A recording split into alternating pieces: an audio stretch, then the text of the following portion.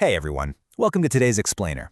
I am just absolutely thrilled to have you here because today we're unpacking a wonderfully whimsical 3D animated universe created by Storyworld AI. If you love dissecting a brilliantly told, lightning-fast narrative that packs humor, chaos, and a fantastic little moral lesson into just 5 minutes, you are definitely in the right place.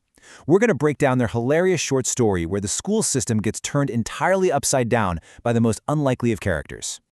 Okay, let's dive into this, because honestly, this isn't just some simple cartoon. We're looking at a mock-serious case study in sudden institutional collapse. What actually happens when a mischievous, kind of reckless potato suddenly assumes the highest position of executive power in an American elementary school? Well, the answer involves a ton of French fries, a complete breakdown of academic protocol, and ultimately some pretty vital lessons on leadership. Section 1. Welcome to Storyworld. To really understand the sheer magnitude of the chaos that unfolds, we first need to look at the baseline dynamic here. The characters map perfectly onto those classic school archetypes we all remember. We've got Potato, our funny hero who represents every class clown who ever sat in the back row. Then there's Apple, the smart student, studying quietly and acting as the quintessential straight-A voice of reason. And finally, the onion teacher, standing in as the strict authority figure just trying to maintain order. That tension between Potato's mischievous nature and the onion's strictness, it's basically a powder keg. And you know it doesn't take long for that powder keg to spark. Right off the bat, Potato secretly launches a paper airplane that lands squarely on the onion teacher's head. But when confronted, Potato immediately dodges accountability. He points right at the teacher and boldly claims, "I didn't do it, the wind hit you." It's a classic deflection, and it highlights this total avoidance of responsibility, which, as you'll see, makes his upcoming promotion both hilarious and completely disastrous. Section 2. The temporary principal. The actual principal suddenly has to leave for an emergency, leaving a massive power vacuum behind. Now, what's really interesting about this slide is how accidentally the power is actually transferred. Potato doesn't win some election. He just jumps up in pure excitement, raises his hands, and entirely by accident the principal's hat lands right on his head. But Potato instantly absorbs the authority of that hat.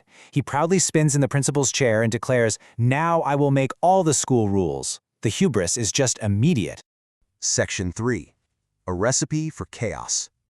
So, with the class clown now holding the highest office in the school, that delicate balance we saw earlier is totally shattered. Potato wastes absolutely zero time implementing his new, ridiculous regime. If we do a quick policy analysis of Potato's new rules, it's basically the ultimate dream of every kid in the school system, and an absolute administrative nightmare. First, he mandates ringing the school bell every few seconds. Second, he declares that the only acceptable homework is eating French fries. And finally, he completely abolishes math class, replacing it with a mandatory dance party. I mean, institutional order breaks down almost instantly. And right here is where we see those archetypes clash again. As the music blares and students are dancing wildly, Apple, our voice of reason, looks around at the absolute bedlam and asks, "What kind of school is this?" Meanwhile, the strict onion teacher is reduced to simply facepalming. The traditional authority has been completely circumvented by the power of the hat. And this brilliantly illustrates just how incredibly fast things fall apart without proper leadership.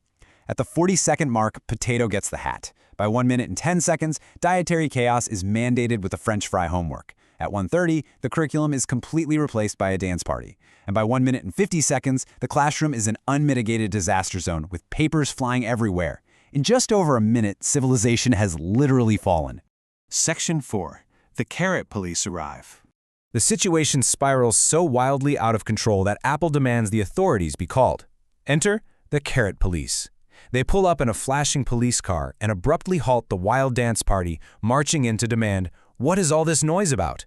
The fun is officially over, and reality comes crashing back down. The contrast here is just spectacular.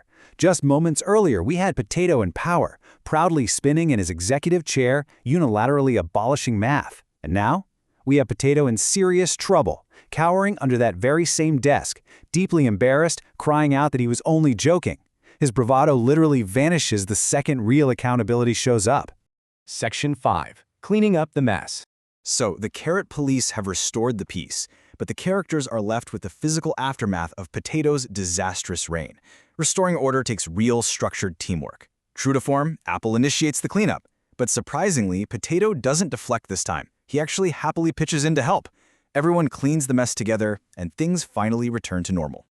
And it's right in the nick of time because the real principal walks back through the door. He asks what happened, and Apple snitches immediately. We're all bracing for Potato to face some serious punishment. But in a brilliant, heartwarming twist, the principal doesn't get angry at all. He just bursts out laughing. Section 6. The Final Lesson.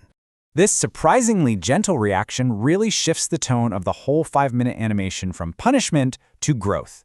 Potato sincerely apologizes, and the Onion teacher actually forgives him. So the crucial point is summarized perfectly by the Onion teacher right here: learning from mistakes is most important.